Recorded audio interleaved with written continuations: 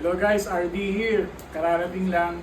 At weekend, Saturday, pagluluto ko yung tatlo ng paborito nilang pinampalukang manok. So, manood kayo kung paano pagluto. Madali lang po kahit nakapikit, pwede nyo lutuin. So, unang-una, isosotay nyo lang yung sibuyas, onion. Okay? Sotay nyo lang muna.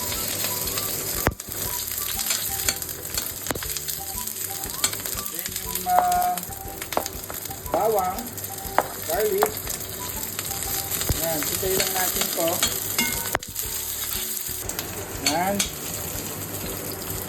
Ginger parang mga 1 pound. So we will put now the chicken para isa. Yan. Yan lang ba?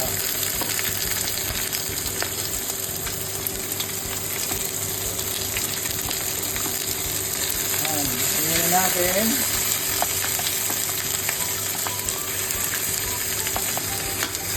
Yan. Okay lang. So, finish hanggang mag-brown. Tapos, yun, light brown na yung chicken. So, you will put water. 1 cup. Depende sa gusto nyo kung lalagyan sa sabaw. 2 cups. Siguro mga 2 and a half. Na. Yan, 3 na siguro. Yan, 3. So, simmer yung chicken. Pakuluan muna natin. After that, yung next procedure. Kukulo na. Lalagyan na natin yung sinigang mix. Sampalok mix. Kasi mahirap umanap ng tamarindo, sampalok. So, bumibili lang kami ng mga UFC or masita. So, isang buo. For lahat, busin natin. Tapos, yung tomato, haluan natin ng tomato para mas konting maasim pa. So, pakuluan hanggang 20 minutes. Mga 20 to 25 minutes in between na ihalo natin yung vegetables mamaya. So, ihalo na natin yung lettuce. May gulay. Kung mga nilalagay ko tong lettuce mga 10 minutes before para hindi ma-overcook.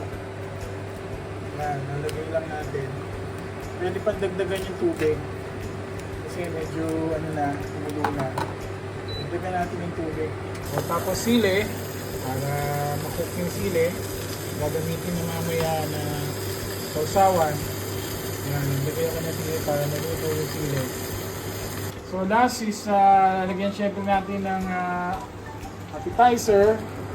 So patis, lalagyan natin ng patis mga 3 teaspoon para magkaroon ng kasi ang sinampalukan talagang patis ang ilalagay. So mga 3 teaspoon kasi tatlong to So depende sa inyong taste. For every cup, 1 teaspoon. Tapos, yan. Kung gusto nyo mas madami, so yun, depende sa inyo. So, yan. I-simmer na lang natin ng 5 minutes. Pakuluan lang ng konti. Tapos, luto na. Mamaya, pwede na i-serve. Luto na ang ating sinampalukan. Ready to serve ang ating sinampalukan.